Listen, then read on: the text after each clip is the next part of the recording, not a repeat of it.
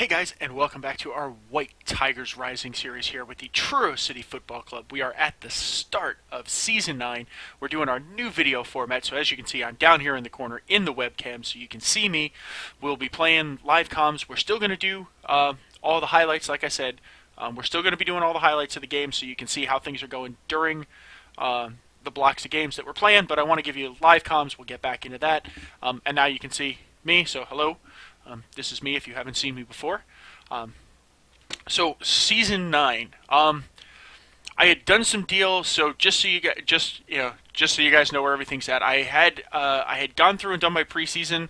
I'm a religious saver, and that save had gotten corrupted, so I had to restart.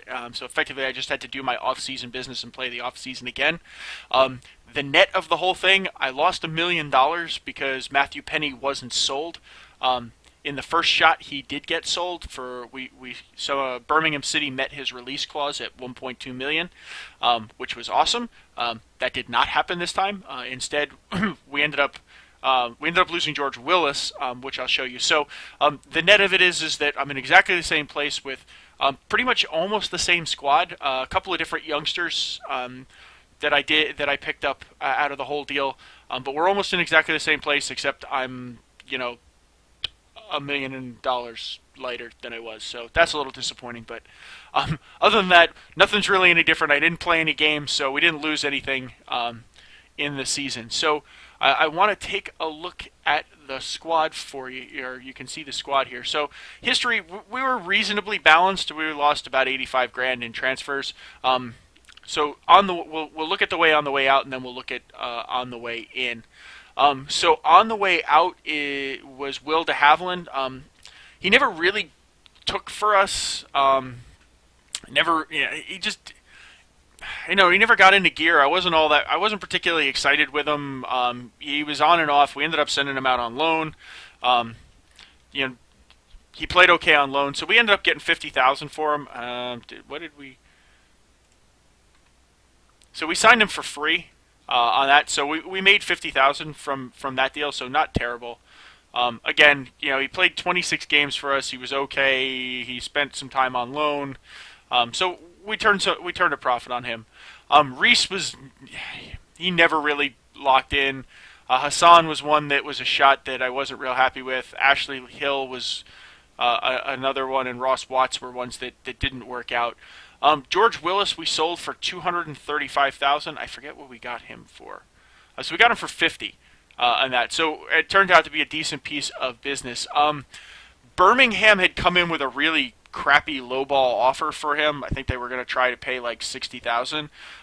So I bumped it up to match his release clause, which was like $350,000. And they instantly backed out. And then he ran into my office and said, "What the hell are you doing? I wanted to leave. I could have gone and played in the championship. Why did you do that?" And I said, "Look, if the value's right, I'll sell you, but I'm not going to sell you for nothing." He said, "Okay, fair enough." 13 seconds later, we got 3 offers in, Preston being the best of the bunch. So I attempted to negotiate the other ones up. This was as close as I could get anybody to the clause, and he wanted out, so he left. On there. And then Thomas James was another one. We didn't really do anything for us on loan. Let me just see what we did for him. So we picked him up on a free. So all good for us. So we actually turned $315,000 in profit, which isn't bad. He only played a couple of times for us, and he wasn't very good. He spent most of the time at Maidstone. To be totally fair, I didn't think he played very good there, but they wanted him. $30K seemed like a decent price. I was more than happy. So we actually turned it, Of the $315,000, we probably turned $260 or so in profit. So not bad on the sold side, but for the season, it was a little off. Pierce Sweeney is the big one that we brought in. He's center back. We needed a solid, reliable center back. He matches Finney. Did we overpay? Yeah, we got into a bidding fight with Barnett for a 28-year-old center back in his prime. So unfortunately, these are the things that happen. He was a mainstay at Barnet, almost 300 appearances there. So, he is a quality player. I like it. Physical's good across the board. Heading, marking, tackling, very solid, and then very, very solid mentally, and he's very consistent. So, and he fills the cover role. So I'll show you the tactic. He fills the cover role that we really wanted to play. So I'm happy with that one. Callum Southall is a youngster that we picked up. He's a young guy to back up Ben Holmes out on the left wing, and he can also play striker. He's got the ability to get up to kind of the 3-star neighborhood, so we'll see what he looks like. He's an Everton product in there. So, again, we picked him up on a free. He's not earning a whole lot of money, and he's a young kid, so if he develops, that works out well for us. If he doesn't, hey, so be it. We didn't really spend. It didn't really cost us to see. Andre Dozel, we actually picked up out of from Ipswich to fill in and play the roaming playmaker role. He's somebody I'm really hot on. Just a really good across the board. Good corner, free kick taker as well. Good long shots, good passing, great teamwork, vision. Across the board, he's really, really good. So I'm really happy with him. So we're going to bring him in to take on this roaming playmaker role in the midfield. And he, as you can see from the preseason, he's played very, very well. So I'm really happy. This is probably our best piece of business. Mark Ruddy. So we were trying to fill in, as we talked about at the end of last season. I was really aiming for sort of a regista. Whatchamacallit, roaming playmaker piece. I wasn't able to find it. I'm actually tempted to play a halfback. We found Mark Ruddy, who's a youngster. He's got up to 4-star potential, good speed. We've got the tactic playing as a ball winner right now. So pretty solid across the board. I can't really complain a whole lot about what he's doing. So again, not a lot of money. He's a young kid. I think we can kind of develop him for a while on that one. Ben Knight was brought in as well as a backup. This guy's a tackling machine. He's a little slower, so he's going to offer us a little bit more of that sort of sit and plant. Again, he's got a halfback ability in there. So I haven't made up my mind exactly how I want to play them yet. He's a Chelsea byproduct, so a nice pickup for us on that front. Really strong, definitely a physical type player, really good tackler. So I'm happy with him, and he has got a ton of value. Will Huffer is the guy we brought in on a free to replace Willis as the starting goalkeeper in here. So again, 3.5-star potential. I liked what I saw in this one. He's pretty solid. He's 24, so he's pretty young. So I think we can hold on to him for a while. He has hoisted the Johnson's Paint Trophy. He's a Birmingham guy, so effectively a swap in there. So he's played pretty well across the board for us. Carl Keenan is right now he's starting in the right back slot. Our right back is out injured for a couple more weeks, but he's intended to be sort of the backup and future replacement. Again, sort of that 3.5-star level fullback in there. So he's pretty solid. I like his physicals, good concentration, good decision making, great determination, positioning, in those areas. So I'm happy with him as a pickup. Sato Mane is a striker that we managed to snag. Again, a young kid, so 22 years old. He's got 3.5-star potential on him. So I'm really happy with what he potentially brings to the table. And again, he kind of fits into this sort of defensive forward, kind of space. He likes his back to goal. First-time shooter. He's got really good finishing, really great composure, good concentration. He's strong. He's got good off the ball. He's good movement off the ball. He's not a high flare guy, but he's got great determination, good decision making, good anticipation, and he's got room to grow. He's only 22, so I'm pretty pleased with him as a pickup into the crowd. And then Tim Hodge is a 20-year-old goalkeeper. So Cornell is going to lurk around the team as the third choice. This guy is really our second choice keeper. At 20, I think he's got the potential to go 4 stars for us. So I think he's the long-term keeper. He's potentially a championship level keeper for us. He's a Man City byproduct. So I'm really quite happy with him as well. So tactically, this is where we've netted out. Like I said, um, I'm kind of leaning towards taking this guy as the halfback in that space. So we've dropped in a defensive forward. We've moved our wingers up to attacking. We've got the roaming playmaker, the box-to-box midfielder, and then sort of the aggressive guy out in front of the defense here.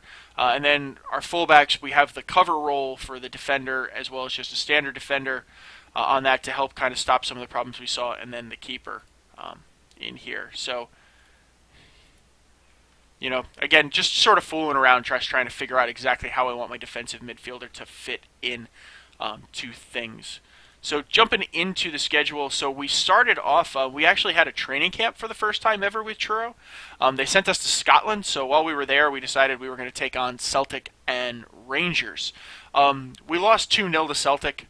I'd love to tell you I was surprised by that, but not really in there. We drew 1-1 with Rangers, which was pretty impressive as far as I was concerned. The news story said that I should have been disappointed to draw with Rangers. I believe they're Premiership team. That I should have been disappointed to draw with them. I'm actually delighted we drew with a Scottish Premier team. We then played Yeovil. Disappointing loss. Again, we've been futzing around with the tactic a bit, so not a huge shocker, but disappointed to kind of drop it. We then played the first of 2 games against Plymouth in the same sort of place. So we played Plymouth. We drew 3-3 in kind of a crazy game on that one. And then we kind of got our act together a little bit. So we played Exeter. We beat them 2-0. They had a man sent off, and I used it more as an opportunity to just kind of rotate guys around as opposed to just trying to put them to the sword because it didn't really matter, just given it was preseason. So I'm happy with that win.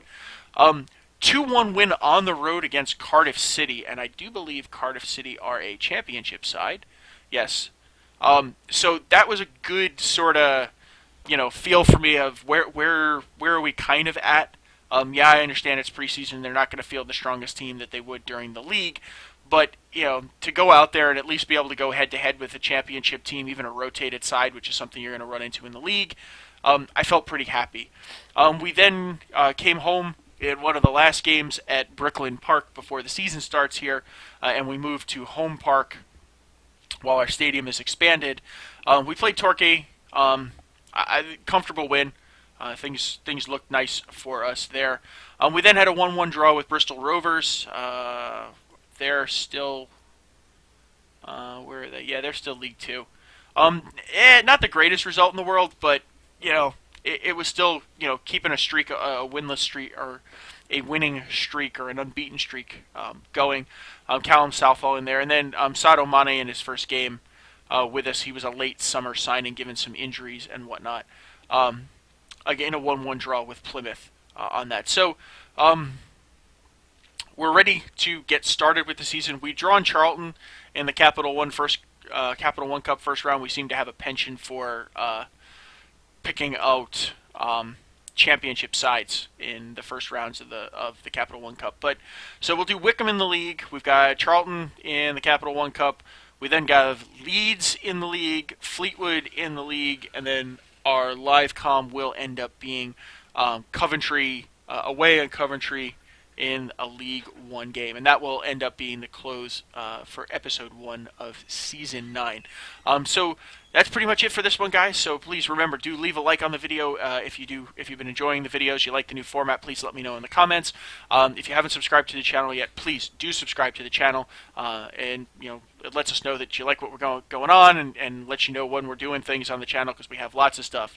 Check out Paul's Creating a Legacy series with FC United of Manchester. You have my White Tigers Rising, plus you have Beyond the Touchline and the weekly unofficial Football Manager show, all on the YouTube channel. You can check out the podcast on SoundCloud and iTunes as well, if that's easier for you. And that's pretty much where we're at on this one. So until next time, guys, I will see you at the end of episode 1 from season 9. Bye now.